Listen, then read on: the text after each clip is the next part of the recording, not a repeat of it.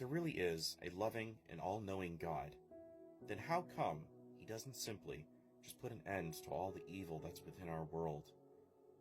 If he's stronger than his adversary, the devil, then how come he doesn't simply just overcome him and put an end to all of it? These are valid questions to be asked, and they're often posed by those who are skeptical of God and the concept and premise of Christianity. But if I may, I'd like to present a case and an incentive for becoming a Christian. Let's start first in Genesis, chapter 6, verse 4. There were giants in the earth in those days, and also after that, when the sons of God came in unto the daughters of men, and they bare children to them. The same became mighty men, which were of old, men of renown. And my first question to you is, where did those giants come from? And the verse goes on to explain, when the sons of God came in unto the daughters of men. Now, in a lot of mythos, we get a pantheon of gods always coming down in human form and mating with women. And this is how a lot of people get the concept that they were demigods while on Earth. In ancient cultures, like the story of the Anunnaki, this is what they were referring to, otherwise known in the book of Enoch as the Fallen Watchers. So if God's all-knowing, and he understands that these rebellious angels who are siding with Azazel, or Lucifer, in his statement in Isaiah 14:14, that I will ascend to be like the God Most High, then he needs to find a replacement for this heavenly council. Because here's the thing, folks. God, while he's creator, he doesn't like to be left alone. He loves his creation. So here's where man comes in. Because we get the verse in the New Testament that Paul writes, Behold what manner the love of the Father, that we, Christians, saints, should be called the sons of God. Is that stating that Christians are going to become the new heavenly council? I think so. Now let me elaborate as to why. First, we need to take into account when Israel was conquesting the promised land, they were taking out giant tribes. Why? Because God did not want their abominable offspring on this earth, or to influence and continue to corrupt mankind, as it was doing within the surrounding cultures within the Canaanites. Canaanites is where we get the word cannibalism from. Enoch gives us a little bit of context. When a giant was slain, they didn't go to heaven, and they didn't go to Tartarus or hell, or under the river Euphrates where their parents were locked up for their transgressions.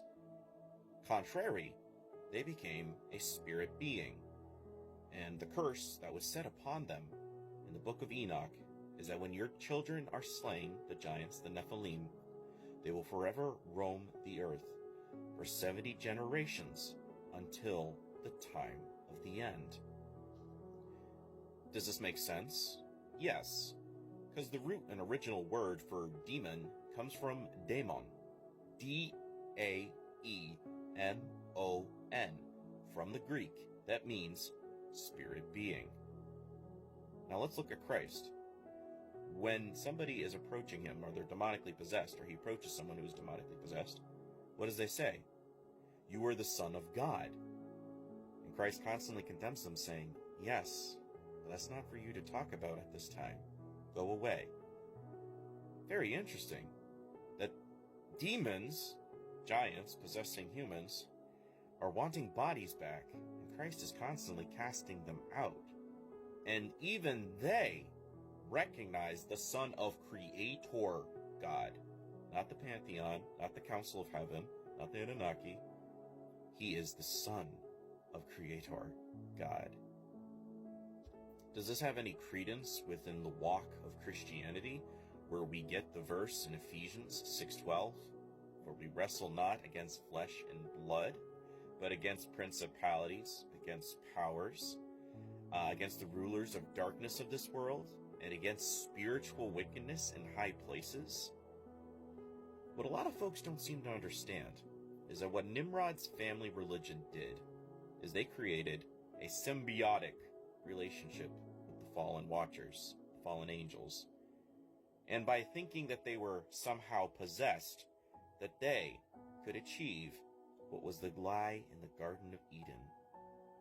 That if you eat of it, you shall know the difference between good and evil, and that ye shall be like gods.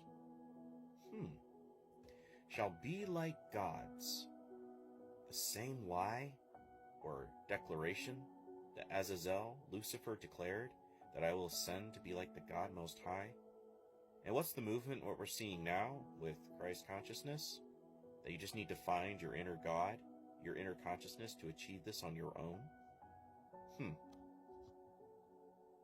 That's something that I think we should look a little bit more into. Because if you're kind of thinking, well, what's wrong with that movement?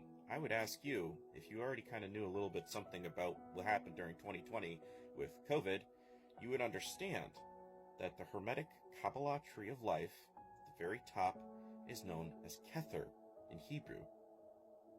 If you translate it into the Masonic Latin, it comes up to be corona, a spiked crown, just like the spiked crown of thorns that they put on Christ's head. What was significant about that? Even the phrases that the Pharisees were declaring, heal thyself, healer, because of the Messiah figure that they wanted was the Hermes, the man who wrote the emerald tablets and translated what the Anunnaki had told them upon Mount Hermon, whose coordinates is 33-degree parallel. Yeah, this is why Masonry has 33 degrees? Yeah. And a lot of people don't seem to understand this, but if that's the bad guys, why would you want to side with the bad guys? That's the part that I don't understand. And if you understand how crazy COVID was, and you start to understand what this religion believes is that they can ascend to be like gods, hence the chakra, hence the crown, hence the kundalini. Now, it's a lot to break down within a couple-minute video on TikTok, but I did a whole presentation on this on Rumble and YouTube, the MannaDailyPodcast, called The King of the Yews, the Chakra versus the Cross.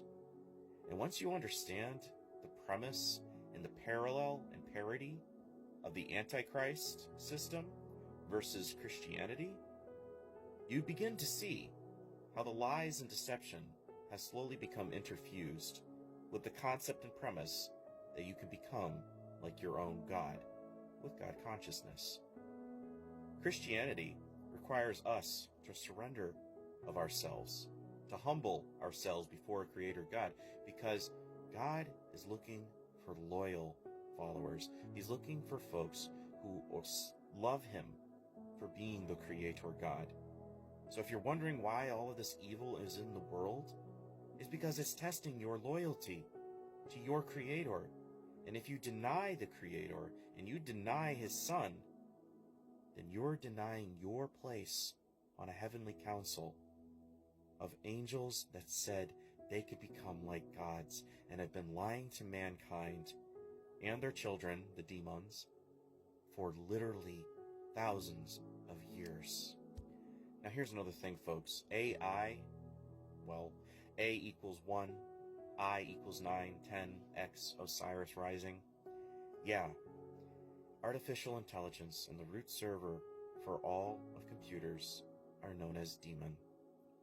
I don't know if that's going to be the mark of the beast, but what if it is that it's all just a Ponzi scheme coup to get God consciousness believers to sign their souls away so that they can become demonically possessed by the spirits of giants, demons? I don't know, but the 4 angels are about to be let loose from under the river Euphrates, and if God is preserving his followers' souls, what would you want to do if you were the Anunnaki, if you were the fallen watchers? You'd want to get your kids some bodies back. I don't know, but Mark of the Beast is going to require some technology. I'm Brandon from the MannaDailyPodcast. I'll catch you on the next one.